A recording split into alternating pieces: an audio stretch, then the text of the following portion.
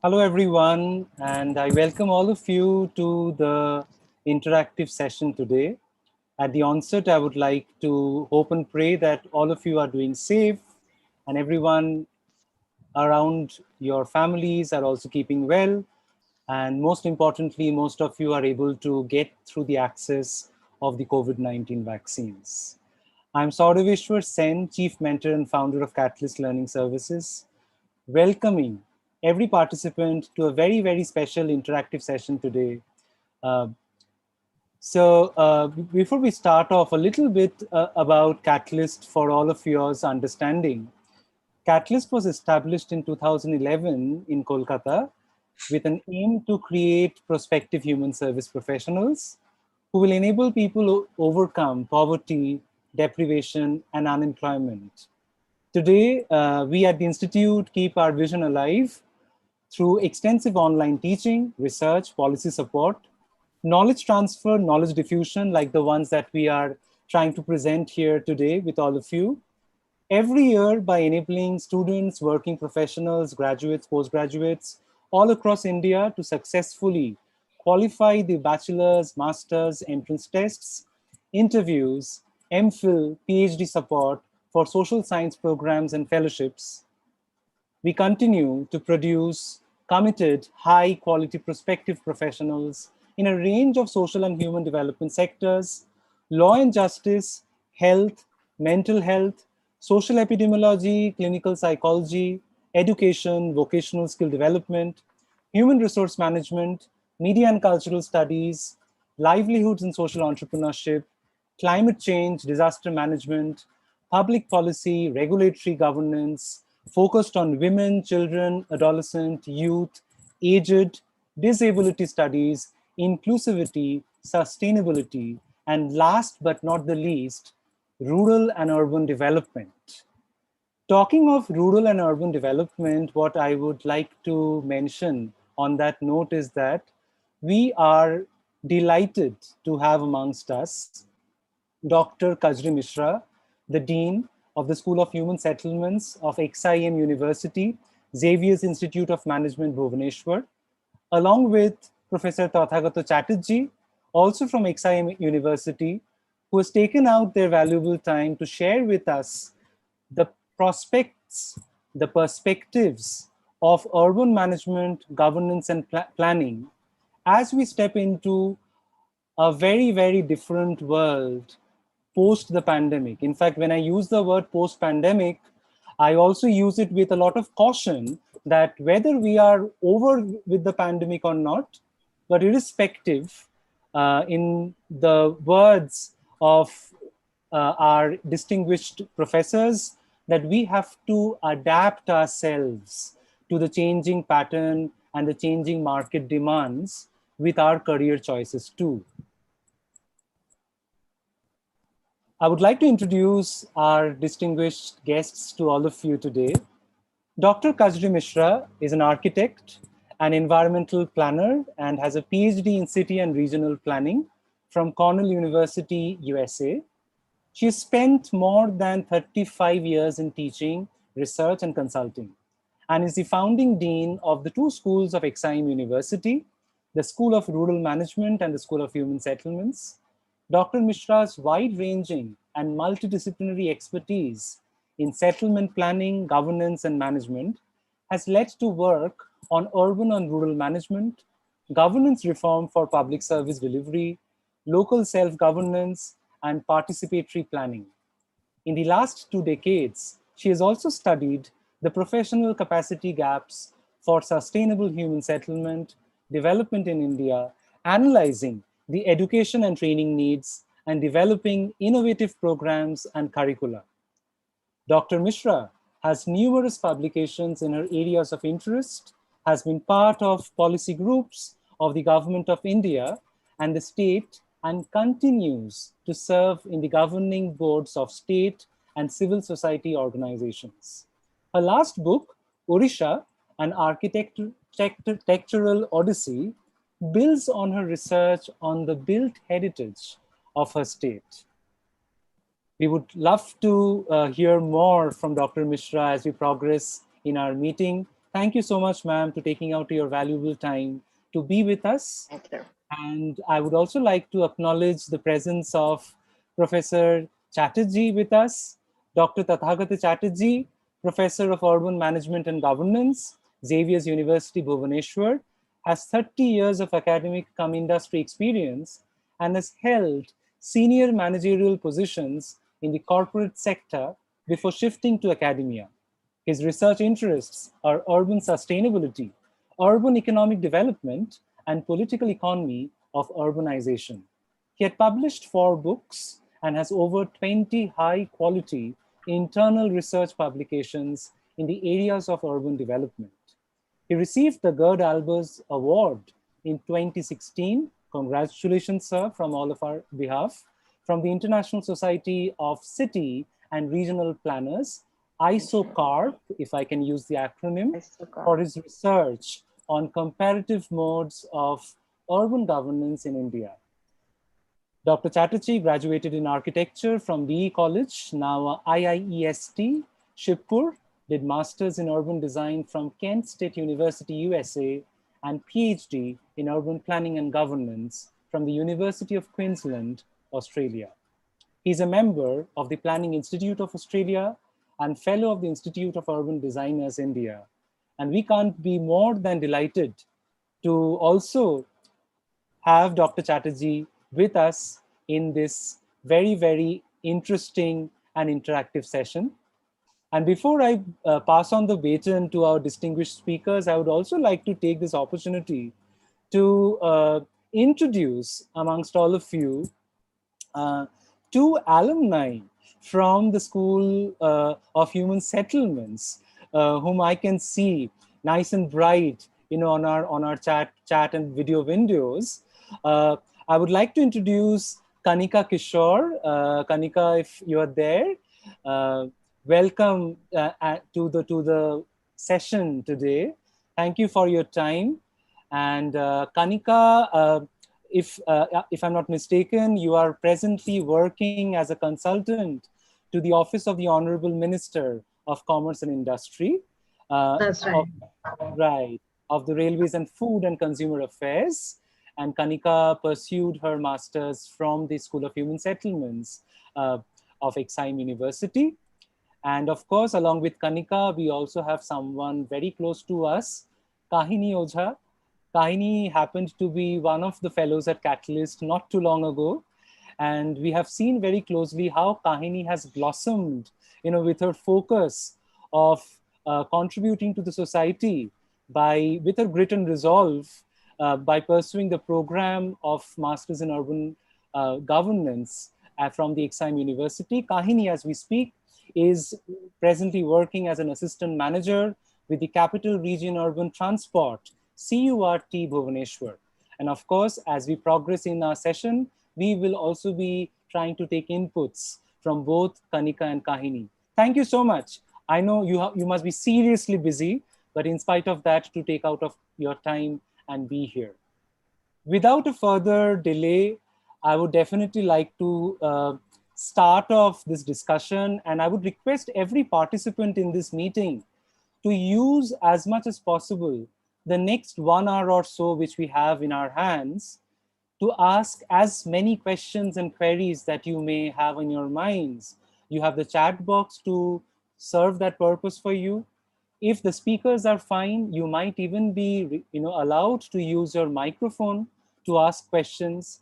And I'm sure Professor Chatterjee, as well as Dr. Mishra, the Honorable Dean, would be more than glad to answer your queries. While we were building up the session, we actually also took the opportunity to collect a lot of questions, ma'am and sir, on your behalf. And I would like to essentially start today's session, if you may approve of, with a question which has been quite popular in the minds of many, many aspirants.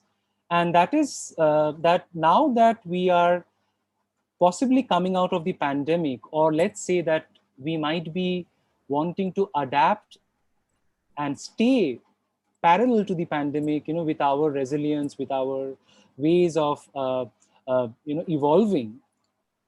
Where do you see, and I would like to start off with ma'am, if she would like to answer this query, where do you see the world is heading to when you see the new opportunities for the students and young professionals? So if you would like to add some inputs to that question, ma'am. Thank you for your time. Thank you very much for having me here. It's definitely a wonderful opportunity to be able to interact and speak to the youth who are interested in thinking about what they could do while doing good, that they could also do good to society. I think that focus is a critical one, and one which I think is very important in this current trajectory and the juncture at which the world is. So I'm happy to be able to share my thoughts on it. Uh, I would like to just basically say that at this juncture, our focus is on the pandemic and the public health crisis it has set up for us. But actually, we are at the juncture of two major emergencies and two things which are flagging the way forward for us in terms of how we think and what we do as a nation and globally, and what kind of a world are we leaving our next generation to take care of, and therefore what should they think about? One is very quickly the public health crisis. The second is the climate change emergency. Okay.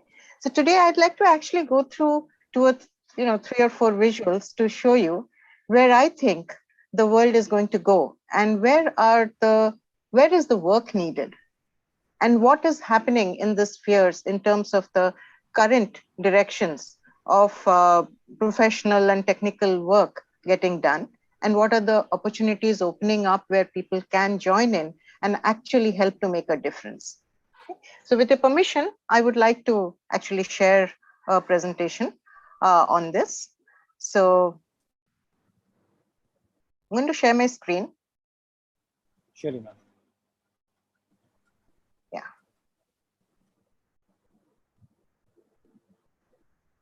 Yeah. Can you all see? Yes, ma'am. Okay.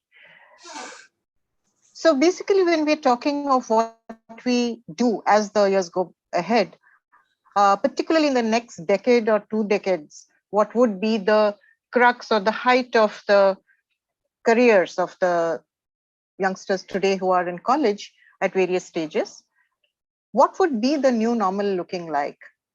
And what are the careers there where you can make a difference? As I said, there are two faces of the calamity today. And I call it a calamity because time is running out and we really need to pay attention. One is, of course, the public health emergency caused or occasioned by the pandemic, but it's flagging many things, not just the fact that this is the immediate COVID-19 virus that is, plaguing our lives. The other is, of course, the climate change emergency, which all of us know about and are really, that's around the corner. And what many of us probably don't know is that it is accelerating, and also that the changes are far more extreme than really talked about. We're not talking about half a degree or 1.5 degrees of global warming, for example. We're talking about 3.5 degrees of global warming. So those kinds of information are not really being talked about much, but it is an emergency now. So what would be the shifts as we go into a new phase when the world wakes up in a way from the current lockdowns and crisis induced situations? One would definitely be a major shift from attention to markets and public sector, private sector to the public sector. You see, for the last 30 years, since we talked of neoliberal economics and liberalization, we have been paying more attention to developing markets and to having market-led development. So not that economic development is not going to be at the forefront, but what we forget, it has two faces. Private enterprise cannot flourish when the public sector is not strong. And therefore, this shift it's drawing our attention back to the public sector in many ways. First of all, we never paid attention much to public health as much as we made to, for example, private health systems in the last 20 years. Similarly, public organizations, our local governments, municipalities, panchayats in the rural areas, the civil society system, the NGOs, they were on the back foot for the last 20 years. They were not being, they were not in focus. Their roles were not in focus. So currently, those two, that shift from private to public is going to happen. The second shift that's going to happen is that the requirement and the need for attention will be more in the urban space than in the rural space. So far, we have this, and particularly in developing countries, the impression is that, you know, 2/3 of our population live in the rural, and therefore we must worry about rural development. Well, that's not quite the situation. 55% of our population lives in the urban. Okay? The population shift has happened. Not many of us have realized, because a lot of the population in the cities are migrants who have come to the cities because there's nothing for them to do in the rural areas. But nevertheless, they are urban population.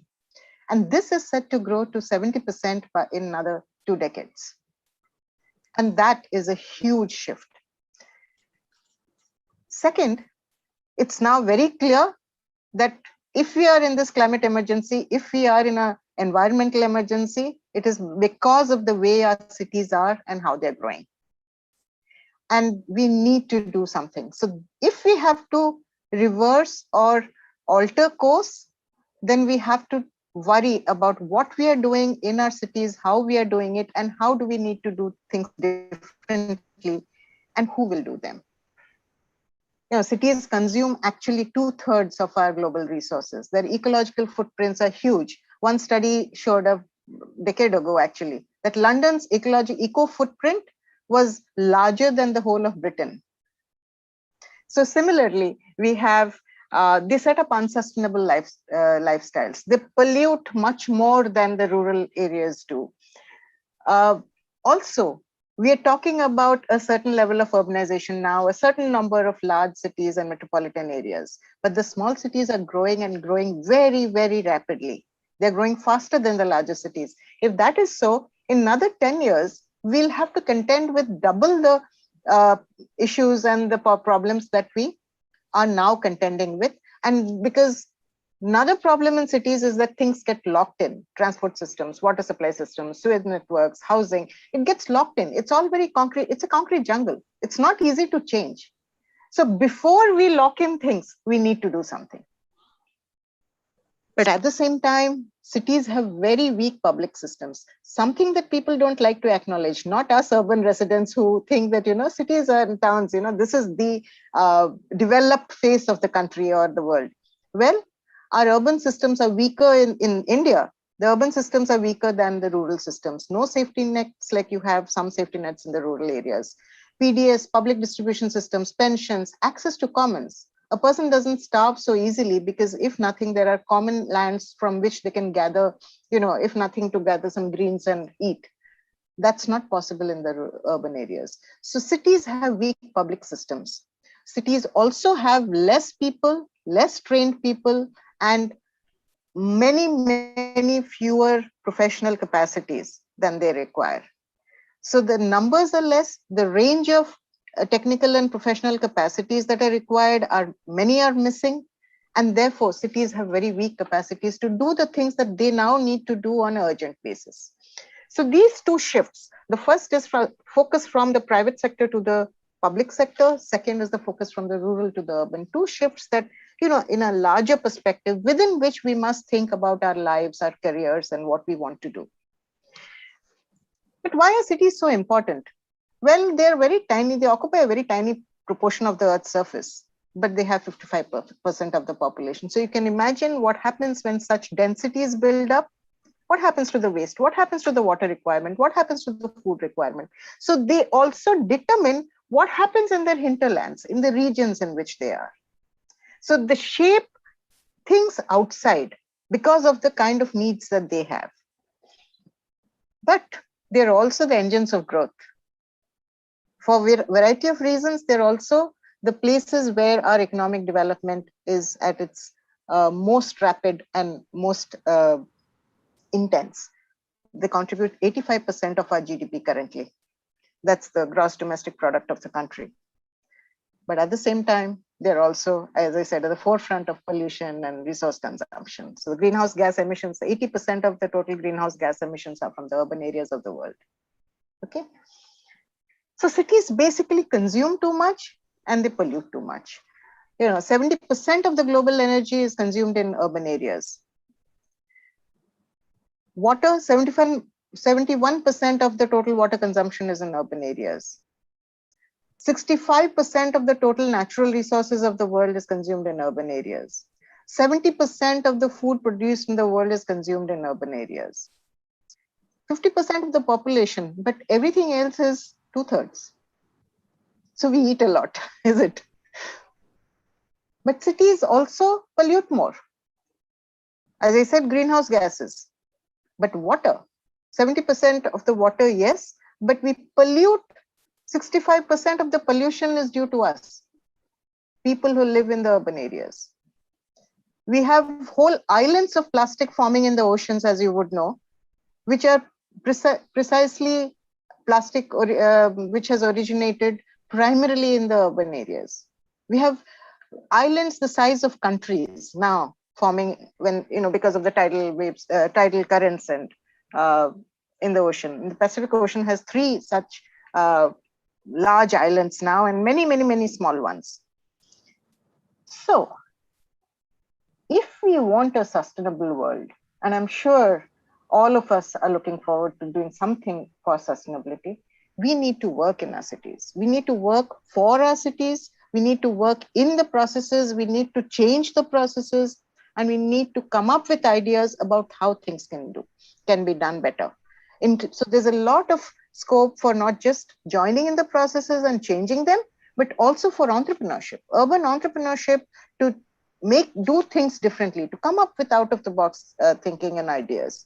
A lot of the work has to be done in cities. And that's why, as the UN Secretary General had said, the battle for sustainability shall be won or lost in cities. So we better start thinking about where are we going to work and how are we going to work. So just to end with this, the question still remains, we don't have answers. That's why we need more minds to engage with it, as well as more hands to engage with it. How do we change? What new ways to do things? And who will develop and manage the processes? There are few people, as I said, and few trained people. So these are questions that are open. And that is for the younger generation to think about. Our gray hairs are, sort of, we are out of the picture in a sense. We can only suggest and guide and advise. But the next 20 years is when this has to be done. We need people to think, ideate, plan, manage, govern the urban areas and the regions. Not just, I wouldn't go beyond urban areas, I would say human settlements as a whole, because it's all a network and a hierarchy of settlements. What are the kinds of people we need? Well, we have engineers and architects currently in the country to a large extent. Maybe not enough, but enough numbers that at least some things get done. We have city planners, but very few, very, very few, as compared to even poor countries of Africa. We have less per 1,000 population or per lakh population than those countries, less than Ethiopia. We have administrators and policymakers who do actually think about it, but it was never in focus for a very long time. Now that it is in focus, if you look at the budget this year, for example, urban development has a very huge budget. It wasn't so before, because the impression was that our votes are in the rural areas, the people are in the rural areas. But today we do have, but a lot of the work of policy making, of program evaluation, a lot of the actual doing the work, there are very few people who are trained in that. As Kanika can tell you, what kind of things that they do. What is completely missing is city management, or urban management as we call. People who understand management, who can manage things. Just like you need to manage private organizations who sell things, who make and sell things, you need to manage city systems or has settlement systems like water has to be produced, distributed, paid for, waste disposal systems have to be developed and put in place and run on a daily basis. So the managers who actually do the development of uh, project development as well as system development and run these systems, we don't have any such in the country.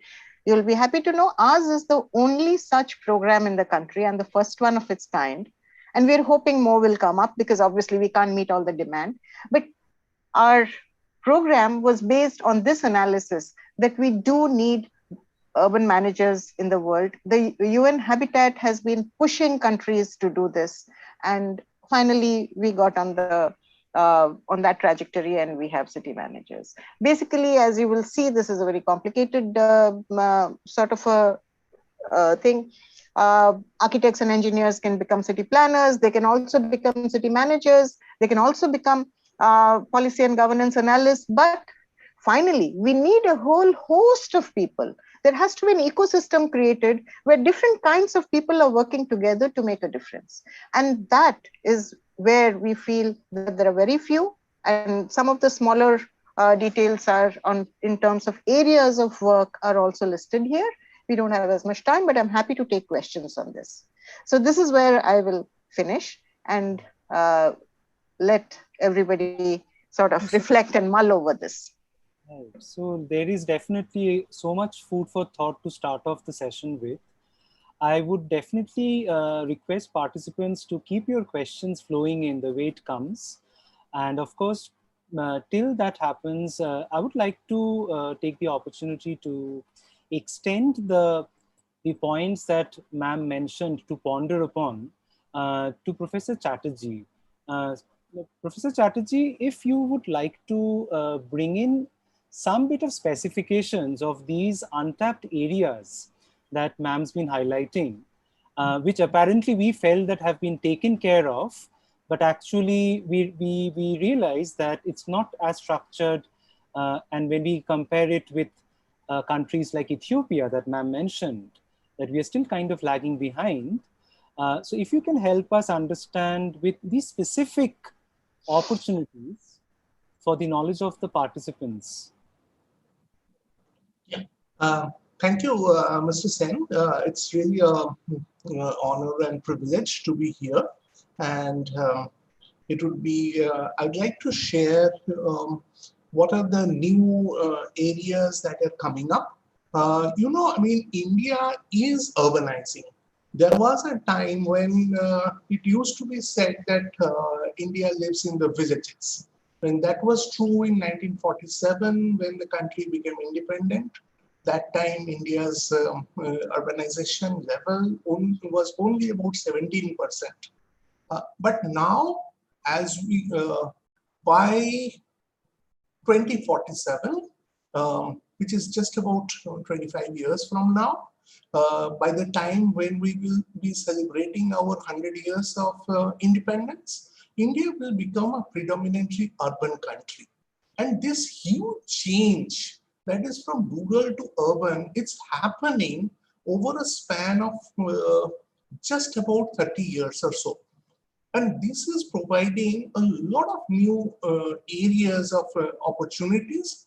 And also there are challenges. I mean, as we encountered the COVID situation, now COVID has been predominantly globally, it is an urban phenomenon.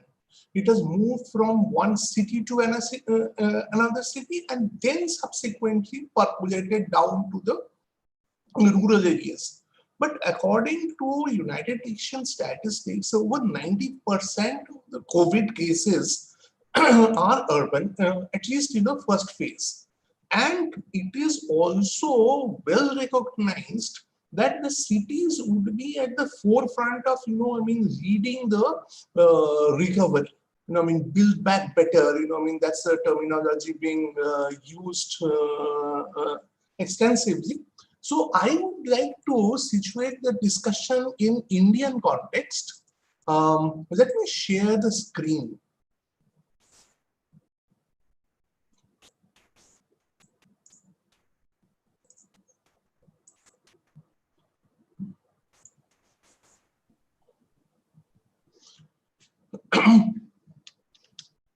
So India is actually moving at a very rapid pace towards urbanization.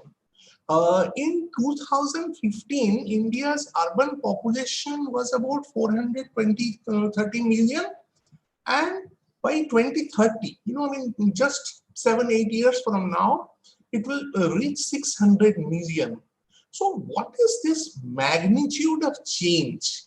This magnitude of change is really tremendous. They're about, building equivalent to 20 cities the size of Bangalore, or 200 plus cities the size of a city like Bhubaneswar. So this is the magnitude of change. Whether we can either ride the advantage and gain from this urbanization and by making it sustainable, or we lose the battle. Then we perpetually get saddled as a third world country. Or we leverage this opportunity to emerge as really a global power. So with this change, and also, this paradigmatic shift brought about by pandemic, and before that, the climate change emergency was always there, but pandemic had accelerated some of the new demands. So what are the areas? So first and foremost, there is a pandemic had impacted public health system and also the livelihoods of the people, the economy.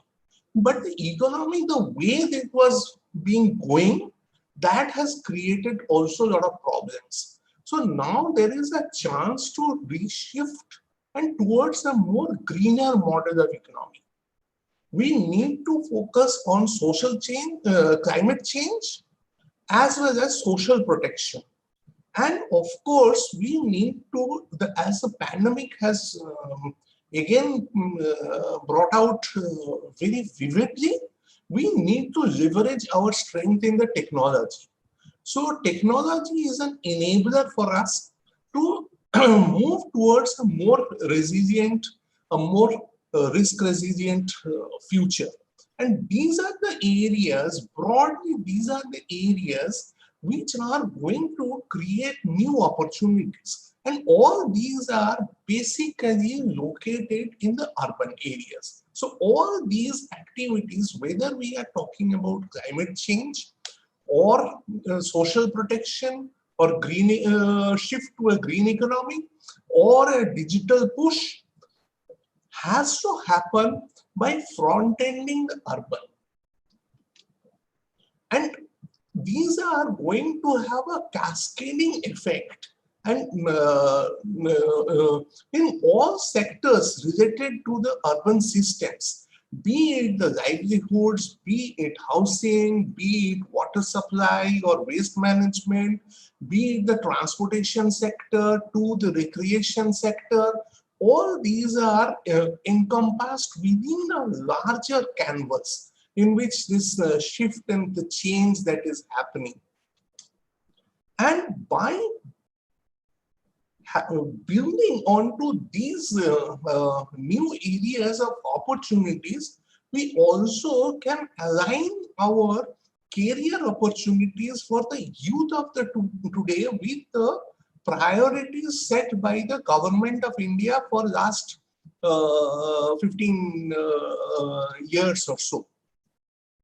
So there are several important government programs, from the Smart Cities Mission to Swachh Bharat Mission to Pradhan Mantri Awas Yojana to Amrit Mission, earlier JNNURM Mission. So a lot of funds are flowing into these missions and which are creating new areas of work. So on the one hand, we have a situation where there is a large amount of people who are looking for jobs. On the other hand, we have an area that is where there is a high demand for people, but there are not enough skilled people. So this is kind of a catch-22 situation. and where the youth has to take the lead, if they would like to make a difference, and also not just, for the altruistic purpose, but also to make a good career out of it. So we know that Indian cities are gridlocked, but how do you emerge out of that situation? What are the smart mobility solutions? We need to focus on urban mobility to reduce our dependence on fossil fuels. The fuel is something that we need to import, and which causes a lot of greenhouse gas emissions. So also by focusing on the cities, we need to, there are different skill sets that are required. Building from designing of roads to building pedestrian facilities to new parking facilities to smart transport solutions like, this synchronized traffic signaling systems. So this is to bus rapid transits, to metro rails. So all new areas, this has got tremendous amount of new investments coming up, particularly about, again, in this year's budget, when, when many sectors have seen cost cuts, but urban is one sector, urban development, which has seen more funds being pushed into, because, that is where the future lies. Many Indian cities, many neighborhoods in Indian cities have got, the water scarcity. So we need to tap new type of financial models available, different like green finance, green bonds, municipal bonds, to build for new water supply systems, water treatment plants, sewage treatment plants. Amrut project has got large amounts of investments made into these areas to make our cities, water secure. Water is one of the battlegrounds for the future, but we need to secure our future. How do you align your career in the water and waste segment? There are some of these key areas where there is a tremendous shortage of human resource. Fecal sludge management and septage management.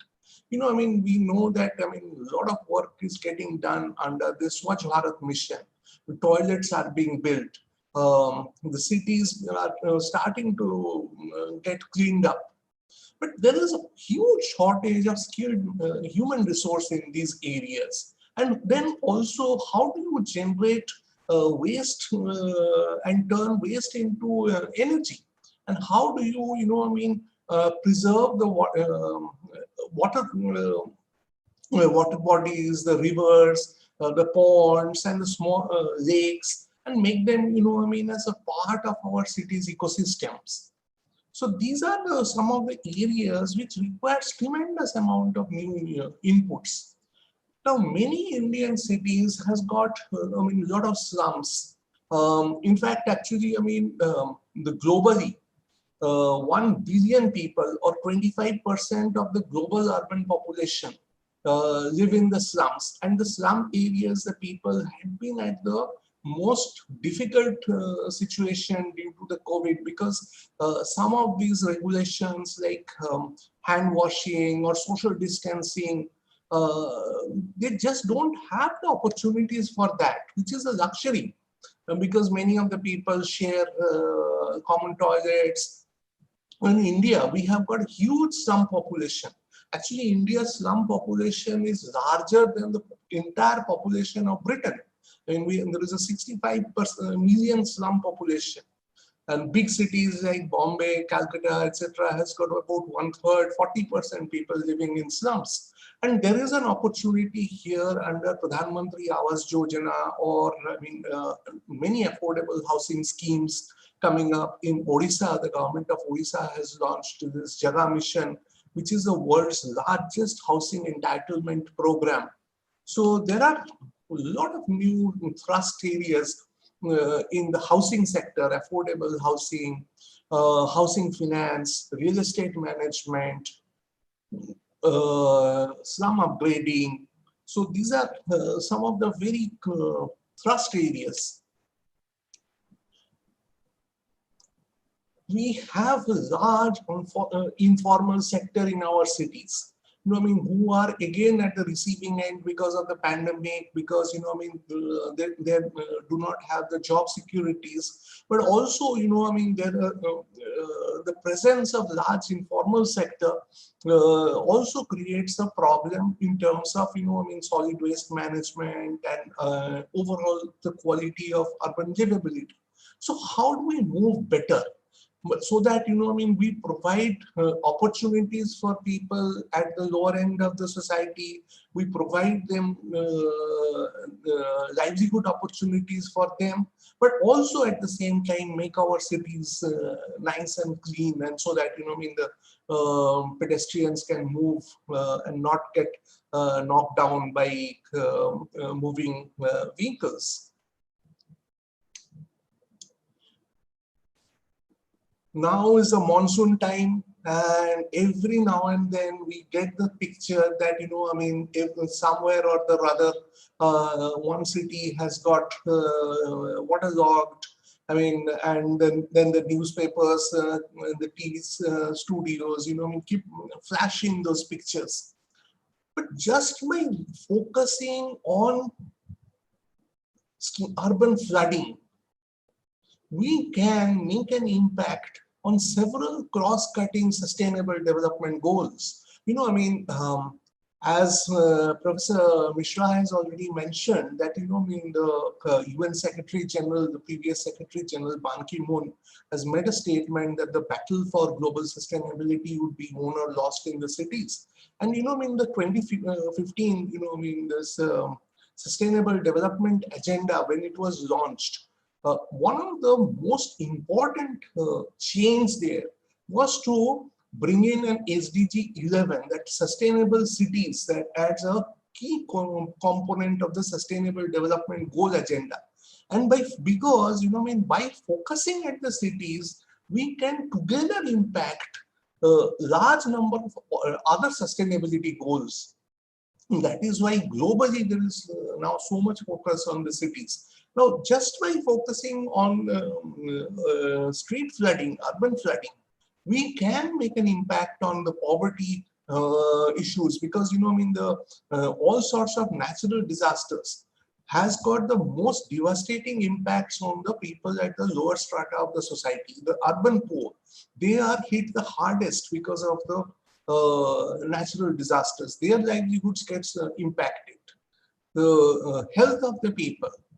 And of course, you know, I mean, this climate action, you know, I mean, the SDG goal number 13, climate action, and that is going to be impacted how the cities function. Another major area of work is data analytics. So we are moving towards a future where the data is a king. You know, I mean, earlier it was said that we are in the age of where fossil fuel is the king, but from fossil fuel we are moving to an age where those who have the information, the data systems, they are the kings. And we have the smart cities project in India, where several cities has got set up integrated command and control centers.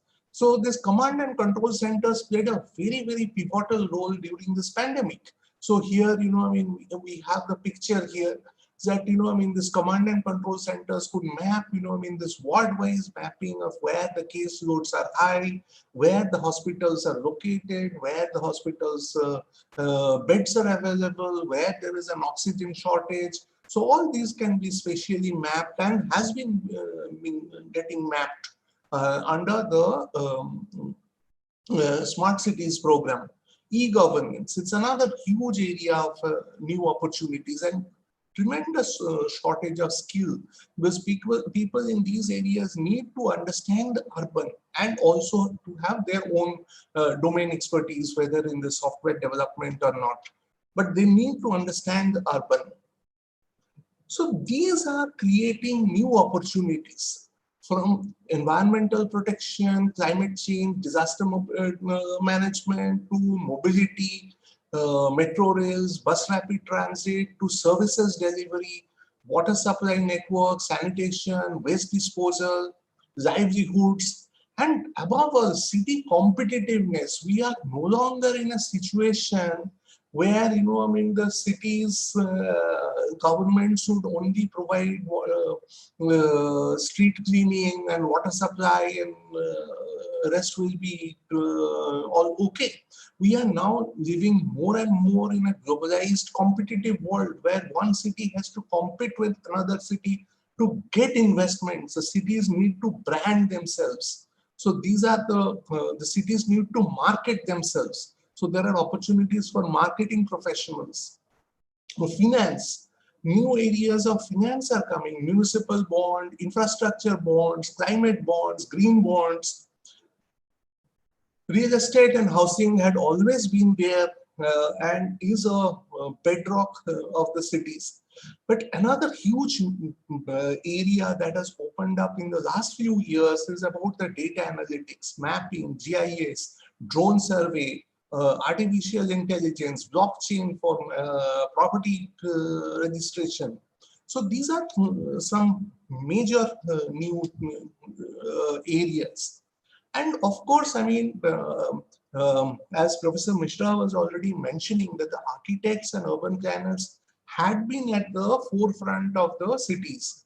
But the city is much more than just architecture and urban planning. So cities require people from all different backgrounds. The city is a most complicated system in the world, actually. So, so there are demand for people who are of a commerce and economics background and do an MBA in urban management, so they can get opportunities in the areas of city branding, city marketing, livelihoods development, urban finance, real estate finance. People of various different engineering backgrounds, mechanical, electrical, IT software, for all these systems, whether it is water supply or bus, or providing food to the needy, the urban migrants during the pandemic, you require a software backbone. There is a huge demand for people with software knowledge in the urban sector. And of course, people with geography background has got huge advantage in the urban sector in the areas like climate change mitigation, disaster management, mapping, and mobility areas. So we have Kahini here, we have Kanika here. And so they can talk, how their careers have evolved in these areas. So both of them, they have come from, Kanika has come from a commerce background, and Kahini has come from a geography background, and their careers are just, zooming, and they're actually the golden girls, actually. And of course, this architecture, planning, civil engineering had been at the forefront of, leading driving the cities and the masters in urban and regional planning. That has been the traditional urban sector knowledge developer. Some of the recruiters who were the key recruiters who had been active in these areas, there are several others, but just to name few: KPMG, Ernst & Young, Jones Lang LaSalle, PwC, Pricewaterhouse, Honeywell, GIZ, Tata Trusts, ICLEI, UN Habitat, etc. So these are some of the key recruiters from this urban management programs at Xavier's. So I would stop here, and I would be happy to take any number of questions. Right, sir. Thank you for elucidating on the opportunities, the specifications to start off with.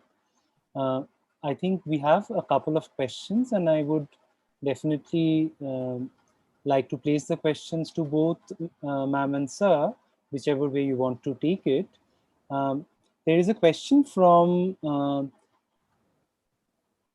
I'll just come to the question that yes. Atreo asks a question.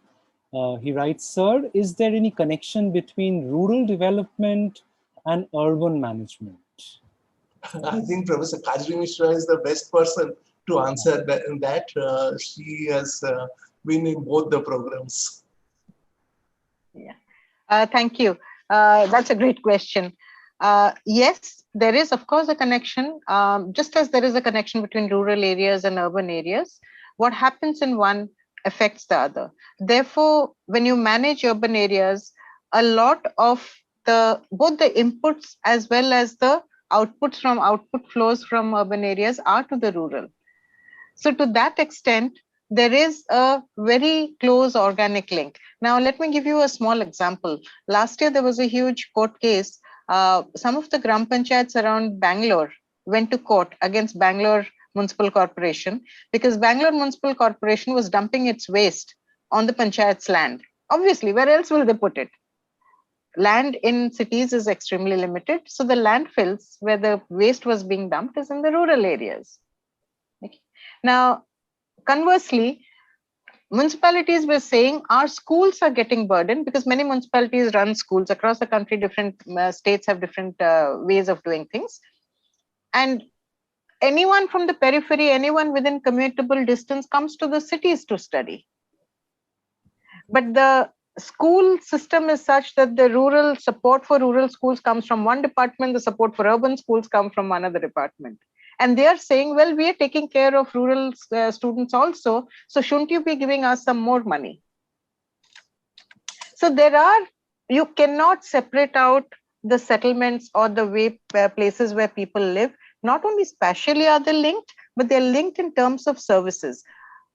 So many of the migrants to urban areas are local daily migrants. They come from the urban area, rural areas to the urban to work. They stand in the crossroads called nakas in the cities. There are many people who work during the week and go home to another town or to the rural areas during the weekend. So yes, I'll stop there, but there are many organic relations between urban and rural, and an urban manager must understand this as much as a rural development person must understand this. Thank you so much, ma'am, for helping Atru. I hope Atru, the points are clear. I think we would like to next come to Priyanka's question. Priyanka is a student of BSc Geography who plans to pursue urban planning. So she wants to understand, Priyanka, if we are not mistaken, that how can she go about pursuing it after completing undergraduation? I think what is in the fine lines of Priyanka's question, ma'am and sir, maybe, if I can understand it, that about maybe the selection procedure, if Priyanka wants to know more about to your programs, if you can talk about it. Okay, should I take that question? Okay. Yes, you can do urban planning, urban and regional planning after geography. But if you want to do a master's in planning program, the requirement is to do a master's in geography before you can enter. Planning is a field which is regulated by the Institute of Town Planners of India, and the regulators specify that you have to have a master's degree before you can do a planning program. However, a geographer with a BSc Geography can do an urban management program. You see, MBA programs take people from a variety of backgrounds, BCom, BBA, any kind of graduation is a good entry point into a MBA or a management program. And a geographer with a special understanding that they have would be very eminently suitable for a urban management program. But if you want to do planning, you will have to wait and complete a master's before you come. I think Kahini can speak to that a little more. Yes, I would definitely request Kahini if you would like to add some points on that. Thank you. Hi, good evening, everyone. So, like ma'am mentioned, so I have basically completed my master's in geography from President's University. However, I thought of going for the MBA program in urban management and governance because, again, I mean, it completely depends on where your interest area lies.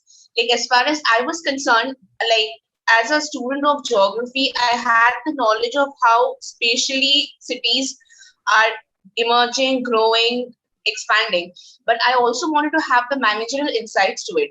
So that is why I thought of going for the MBA program because that is where it kind of mixes both, like how the cities are being spatially managed is actually what is being taught in MBA urban management governance.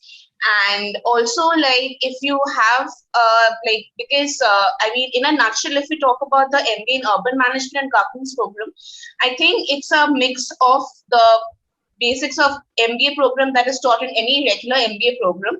Along with that, as far as the urban topics are concerned, be it the land management or the sustainability studies or the urban informality, water waste management, like Sir and Ma'am have already spoken about it. So we are actually applying the knowledge of MBA in the urban specific domain.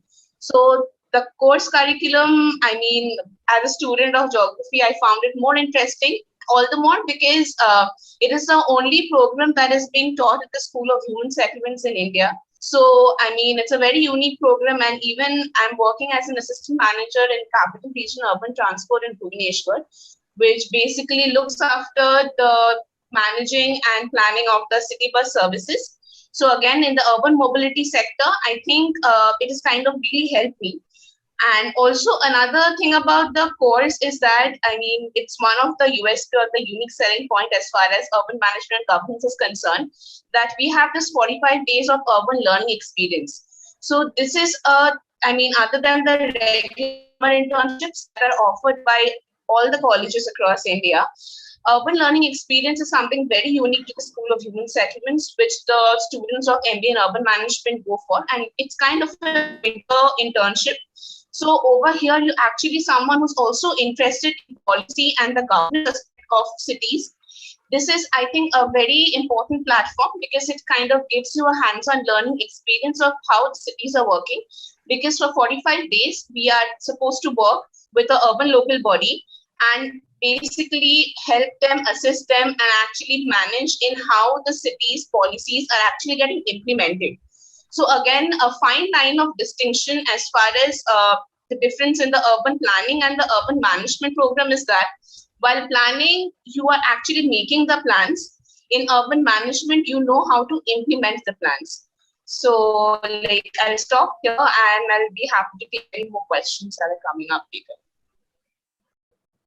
Thank you, Kahini. I think on that note, we would love to hear more questions. Maybe we would also invite Kanika to share her points and her experience coming from a commerce background, Kanika, and then pursuing a very futuristic program that we are talking of today.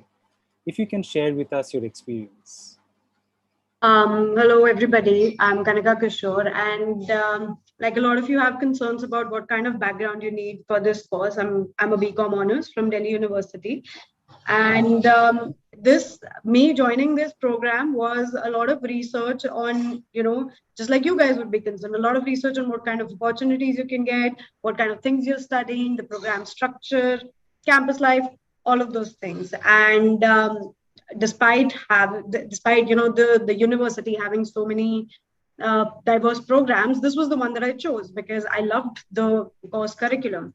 Like Kahini very beautifully mentioned that this is an MBA plus. You're doing your regular MBA, but you're more than just that. So a regular, a business management professional would have a set of courses, and what we have is that set of courses plus an understanding of the urban systems. And like Professor Thagat spoke about the various opportunities, I have personally had the experience of working across, quite a few of them. So right out of campus, I got an opportunity to work with PwC with their government reforms and infrastructure development department. Now that is called consulting, but what we interestingly did was we would support the ministry, let's say the Ministry of Housing and Urban Affairs, or the Ministry of Economic Affairs. that, and we would work with multilateral banks on how the money can be spent in the country, how to make urban systems more resilient, more powerful, and how our systems were so resilient given the COVID situation. Our systems did not fall apart for the longest time, and this was because there's a lot of delegation to urban local corporations, and we have, like Kahini mentioned, we have a system called the urban learning experience, where we go and work with those organizations. That understanding of the how actually the groundwork happens takes you a long way in how you apply it in your careers. So, for example, in PwC, I had a lot of information about revenue enhancement, how municipal bodies can earn a lot of money, because that's something I did personally in my urban learning experience. So the curriculum is such that there's a lot of hands-on understanding. There are a lot of components where you get to see a real life situation. For example, your capstone project or a research project, as we do it, and you go out to the slums, let's say. So I was personally working on an affordable housing system. So going out to the slums, how realizing what the people at the ground reality think, and you come back, you create a report, and you understand these systems hands-on, and later on in the career, these are the projects that the government is spending money on. So this is the kind of job opportunity that you're getting. This is the kind of skill set that you're using. Now, from PwC, very interestingly and luckily, I moved on with my current job right now. I work with the Honorable Minister of Commerce and Industry, Food and Consumer Affairs, and we no longer have railways, but we have textiles now. And working through these diverse ministries, I realized that one thing is common, and that is urban systems. All of these ministries, all of the government is working to strengthen our urban systems.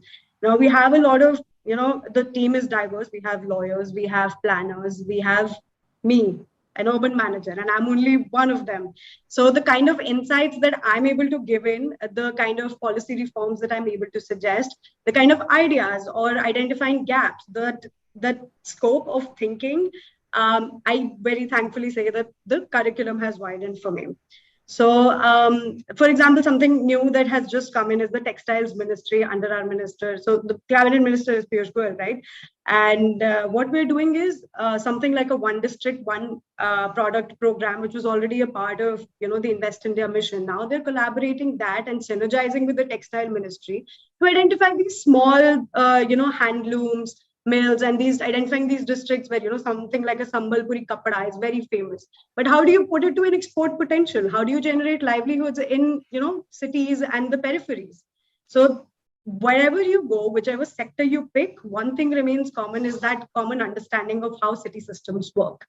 I think I've spoken a lot. I think I'll stop there, but feel free to ask any more questions. Thank you so much, Kanika. I think your points, along with Kahini's, it adds some very exciting food for thought, if I may put it, for everyone. Feeding on to, I think, Maman sir's opening remarks of entrepreneurship, which again, is such a big space of innovation in our country right now. I remember, last month, we were actually conducting a similar webinar, and we were looking at the entrepreneurship from the point of view of innovation and discovery per se. But here what Kanika mentions is a very interesting structured approach, helping, hand-holding a ministry through which you actually can tap into the potential, as she so beautifully highlighted the Sambalpuri textile, as either it could be so significant to the location, the geography, if not the geographical indicator, and of course becomes India's gift to the world in terms of our identity as well as to support our economy. I was actually planning to ask a question to all of you, including Ma'am and Sir and Kahini and Kanika, that how different is the MBA in urban management governance as well as the MBA in planning, how different it is from our usual management programs. We already have a lot of points which both of you mentioned. Like Ma'am and Sir, would you like to add anything on that note, that how different, because we have enough aspirants every year very keen to pursue an MBA, keeping in mind that they feel that's a qualification that leverages their growth prospects, but how does an MBA in governance planning management in the urban context give them an additional leeway, if I may ask both of you?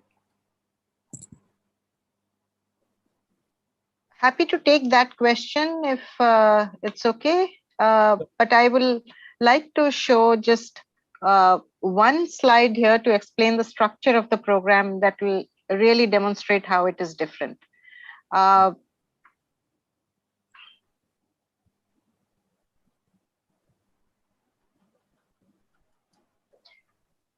Okay, let's go straight to that slide instead of, sorry, yeah. Well, a typical MBA has courses which focus on the top two hexagons, as you can see. The management functions, which range from accounting and finance to operations to marketing and strategic planning and all of that, and managerial skills. So you learn to use a lot of the tools and techniques that managers use. How our urban management and governance program differs is that, of course, these two are at the core of the program and they are taught. However, we have borrowed from many other programs which relate to space and design to make this a management plus program. In what way? Two additional things they learn is about cities and the complex ways in which they function. You see, MBA programs typically focus on private organizations or profit-making organizations. No MBA program actually even talks about NGOs, for example. They don't teach you how to manage NGOs. They teach you how to manage profit-making organizations. Usually, they are closed systems, as we call them. Whereas in this case, the management understanding has to be put to use in public systems and public organizations, which are open and open systems, which respond not to customers, but to citizens. And there lies the difference. So therefore, understanding the difference between applying it to the private to a private organization vis-a-vis a public organization is one of the key concerns. The second is the fact that you have to also understand cities, which are some of the most complex things that human beings have created. They're more complex, far, far more complex. In fact, complexity science posits it as the highest level of complexity. So they understand cities in all their complexities, the history of urbanization, the theories that go to understanding urban systems, sectorally, the different systems and how they operate. So there are a whole lot of things that we call. So that takes care of the bottom two hexagons. That is the spatial analysis and planning methods part and the urban systems and services part. Now, a lot, as Kanika and Kahini both mentioned, 1/3 of the program is focused on hands-on learning. It's not enough to learn all this in the classroom. You have to show and demonstrate that you can actually understand the real world and do things there. So the two hexagons on the right and the left, which talks about the practice colloquia, which is the leadership talks and having practitioners come in and talk and interact and demonstrate their work. Then urban conclaves, in which we have, again, professionals and practitioners coming in to talk about it, is one which gives you an exposure to the real world. The other is the city studios, where we take a city and we actually go and work with the municipal corporation and help the municipal commissioner to develop projects and other things. We did a couple of them. The core is what is called the ULE, that is the urban learning experience. It is basically a municipal immersion where students spend up to 2 months with a municipal body. They actually work with the municipality. There is a guide or a reporting officer there, and the municipality gives them a project which is ongoing to complete. They not only understand the city, they also have to build a city report, which is the state of the city, and come up with ideas, maybe one idea to solve a small problem. So they do both a city study as well as the work for the municipal corporation. What Kanika was saying, that she looked at beneficiary-led slum redevelopment, if I remember, or increasing revenue generation for municipal bodies. Now, at the core of all of this is your capstone project. In the final 2 terms, you actually take all your learning of the previous terms, pick a problem of an urban area and solve it as a manager. So you do a number of case studies and you finally come up with your own solution. The solution has to be feasible. It has to be tested that it is feasible financially, technically, and in terms of a managerial operationally. So this is how our program is. And that is what makes it different from a regular MBA, which looks at closed systems, look at profit as the bottom line, and does not look at very complicated systems because they're all controllable. In an urban situation, they're not controllable. They're open systems, and they all interact to produce layers and layers of degrees of complexity. There is one speciality also of cities. Many of the problems that we have to solve are a class of problems by themselves, which are called wicked problems. Now, to solve wicked problems, you can't use standard managerial approaches. You also have to do some out-of-the-box thinking and use what is called design thinking now. Now, design thinking has become quite a fad in many MBA courses. But here, we actually practice that in almost every, because we have a studio system. So it's not only in the classroom, but every project or assignment and in the studio courses, where you're actually supposed to solve an intractable problem, where you learn design thinking. So this is the overall structure of the course, and that's what makes it unique and different. You still learn management, but you learn so much more. So that's about it. I think I'll stop here. And thank you so much, ma'am. And I must admit that in ma'am's presentation, what she mentioned about the project that the students do with the municipalities, I would like to share this little trivia with all the participants here, including ma'am and sir, that much before actually we planned this session, and I think for the last couple of years or more, at Catalyst, we have been referring to the work that the students have been doing from Exime University with the local municipalities, because not only they do the work, but let me admit that the type of visualization that they create at the end of the work with an infographic presentation, like an entire municipality in a nutshell, which is basically on your laptop or on your mobile phone, whether it is a Nagpur municipality, whether it is a Raipur municipality. And we have found the concise yet the depth of information through those project works very, very useful for multiple purposes. So I would truly like to congratulate all the students as well as their guides in ma'am and sir and the entire team, because such directories or repository are usually not available, because most of the times a municipality website, right, or an information inventory is not at all organized, unfortunately, in most of the cases, or it is like too much to deal with. Right. So I would like to just kind of ponder on a little bit of a little conversation that Professor Chatterjee did with Sudeshna Bandyopadhyay in the chat box, because that reminds me a little bit of a popular question which many of our students ask us, sir, and that how comfortable should we be with numbers? Because many of them, as you might understand, they have been in what they are doing, maybe because they at some point in their career they may not have had a very good understanding with numbers in some way. But since you mentioned to Sudeshna that a sociology background with some comfort zone with handling numbers can be handy for an UMG program, the Urban Management and Governance. So, sir, if you would like to add some more light to that. Yes, surely. In urban sector, whether you study MBA Urban Management or MURP Masters in Urban and Regional Planning, both the programs require some amount of basic statistics knowledge. But that is not very high level of statistics knowledge. You can, build on to that and go more towards quantitative analysis.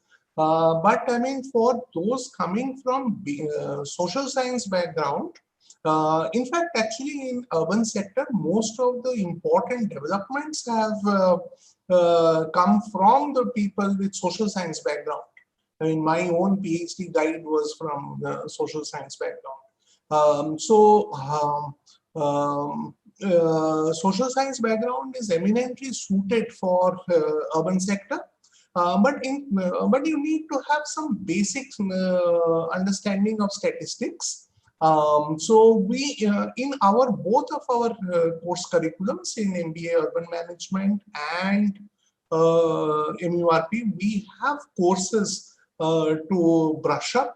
So if you have class 12 level mathematics in class 12 level, that is doable. And so you don't need, rocket science kind of a mathematics background. You need to just have the basic understandings of that. And in social science, you have also softwares like SPSS. So you need to be able to handle those statistical techniques. But beyond that, it is not very difficult. And just to carry over from where Kajri ma'am had talked about MBA urban management, I would say that I'm getting some questions in the chat box about applications for the urban planning program. So let me just clarify one thing.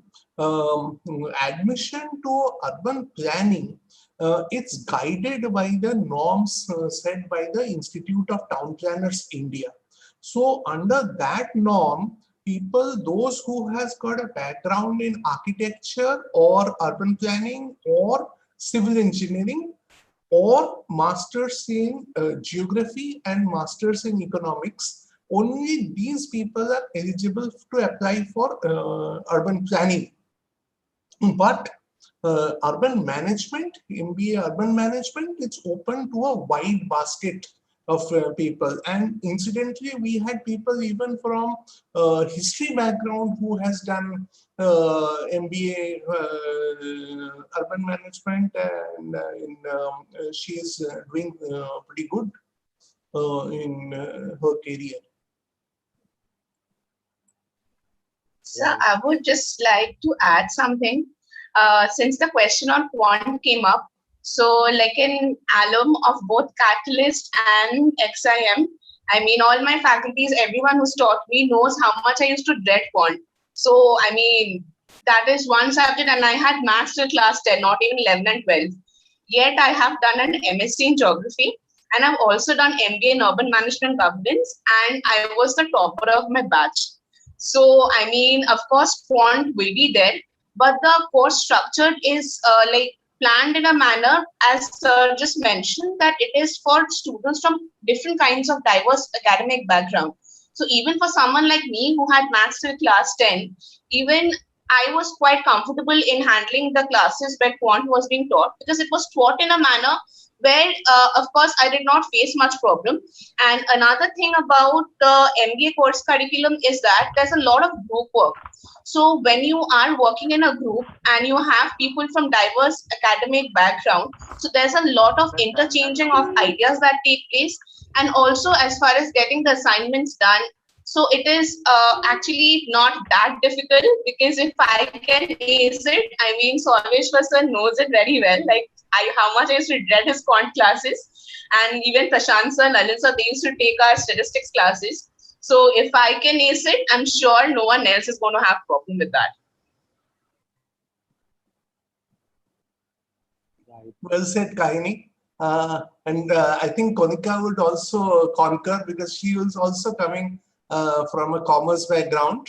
And both Kanika and Kahini, you were toppers in your classes. Yes, so thank you. Also, I hate math. I hate quant, but what we were taught in UMG was basic, and we were only taught things that you would genuinely apply in your careers. So it's not high flying statistics or quant that you would want to run away from. It's fun, and also like Kahini mentioned, there's a lot of group work, there's a lot of peer learning. So if you don't understand something, your friend will teach you in simpler words, and that's all you actually need to know for application, because everything else is your thinking, your design thinking, like Kajima mentioned. So don't run away from statistics. It's really not rocket science. What we learn is what we use, basically. Thank you. Thank you, Kanika, Kaini, to add the level of confidence that's required. And I think just to top it up, as you both of you rightly mentioned, that if the motivation is strong, you know that learning something is going to solve the problem for millions of people. I think that that excitement up to a certain extent, I'm sure ma'am and sir might conquer. When that clarity is in front of you, you definitely would, you have that extra effort in terms of trying to understand and apply the requirements for sure. We are like closing in to our time. I just discovered, and it's been such a breeze of a conversation today with all of you and participants. Thank you for the questions. We have like a little time left, and I would like to request ma'am and sir, or whoever is concerned from XIM, to share some important timeline if there is anything in front of us. Number one would be, which a lot of participants are interested in terms of, say, knowing the selection procedure, that how the selection happens for the programs that we are speaking of at XIM University. That's one. Second is, for the upcoming academic session, what is the deadline or the important dates to look for, if we can have an understanding of that from both of your end, please. Thank you. I think ma'am is best suited to answer this question. Happy to take this question. Thank you. Well, there are two different questions. One is, what is our general entry process? Second is the dates for this year. In general, for the urban, for any MBA, we do require some kind of a entrance test, that is the CAT or XAT or the regular MBA entrance test course. However, and this is important to know, we are not a typical MBA, and we are not looking for a standard MBA kind of a profile always. We're looking for people who are interested in managing the public space, as I was saying. So we're also looking for people who have abilities to think laterally, think out of the box. So what we do is that we actually invite applications for UMG particularly. Applications are invited widely, even if you don't have a test score. Then XIM conducts a small examination, because the regulators do require an entrance examination. So there will be an exam conducted, which is called the XMAT, which is the Xavier Management Aptitude Test. That is conducted from time to time, 2 to 3 times before the deadline for applications and admissions happens, from January, once in April, and I think in this COVID year, they are going to conduct it once more. So they do 2 or 3 rounds, and in that is where we look for this lateral thinking people, thinking differently, wanting to do different things. The other thing is that MBA is typically one aspiration of engineers, and we are not looking for only engineers. We are looking for people from across the board. Cities are whole worlds. They require everyone from sociology and law to engineers. They require everyone, architects, planners, BCom, BBA, everyone. So we are looking for a wider range of minds in the class. And therefore, a lot of our students actually come through the MAT, as it is called. So after your application, you are informed of the date for the exam, and it's a very standard exam. So you have to appear for that. This year, of course, we are conducting it online. Now, this year is an unusual year, as was last year because of COVID. Our timelines have been pushed. The last date for application is actually been moved to July 31st, because many colleges are still doing the final term. So we cannot admit people who haven't completed their final 8th semester of engineering or the 6th semester of their undergrad program. So obviously we have to wait till that is over. We have extended the deadline for applications to July 31st. After that, the MAT will be held for those who don't have a test score. And I think the admissions will take place after that.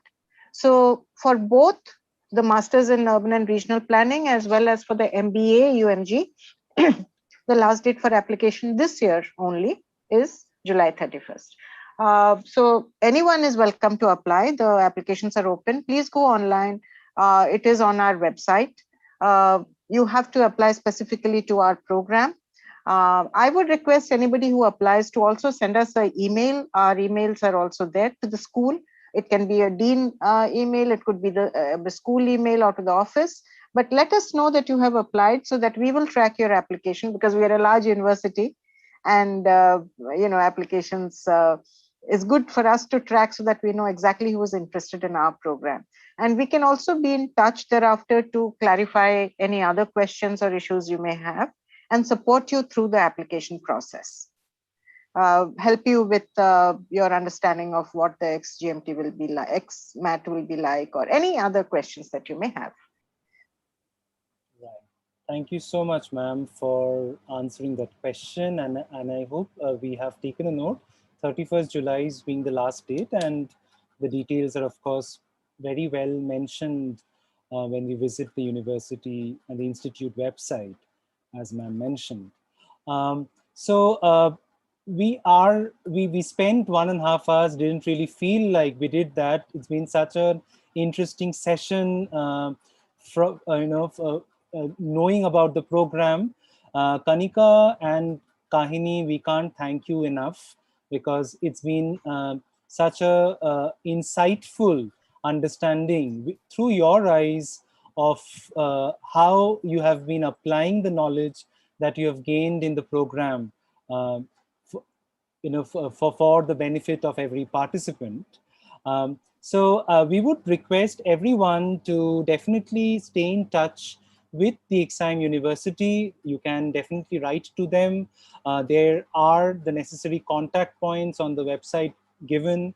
There is also, if I'm not mistaken, telephone numbers given, helpline numbers given that you can reach out to. Ma'am has shared the email ID for all of yours benefit onto the chat box. So I would request all of you to look at that and keep that handy. And we would definitely invite more and more future governance specialists into the urban space, future planners into the urban space, innovators in the urban space, because one thing which for me has been such a strong take back is at the core of whether it is innovation or progress, management plays a very important role. We are very happy that we could conduct this session which has given us enough fodder to reimagine the ways we have understood administration, the way we have understood management. We truly appreciate the fact that we had questions from the participants, which even linked the rural spaces, and how interestingly, ma'am helped us to connect the contribution of the urban space with the rural part too. So on that note, we would love to round this session off tonight here. Thank you so much once more, Kajri ma'am, Professor Chatterjee, for your invaluable time, for your insights, which are truly very pertinent knowledge sets, for the world that we have stepped into. Participants, from wherever you turned up. Thank you so much for taking out your time to be with us. Thanks, Rachna. Thank you so much, everyone, to share your feedback. We will also be sharing a feedback form very soon. Again, that's an additional opportunity where many of you who might have some questions that come to your mind, maybe after a couple of days, you will have the opportunity to write back to us or fill in that form, which we will definitely try our best to run by either Kajri ma'am or Professor Chatterjee, or even like, Kanika or Kahini to that extent, right? So on that note, we would like to thank everyone once more. Kanika, Kahini, stay well, do well. All the participants, stay well. Professor Chatterjee, Kajri ma'am, we also wish you are also safe. You be well. Keep innovating the programs that you have been building up so well, and we would love to do more with XIM University for sure in the days ahead. Thank you, Samishra. Thank you. Thank you so much. Thank you. Thank you, sir. Thank you so much for your time. Thanks a lot, participants.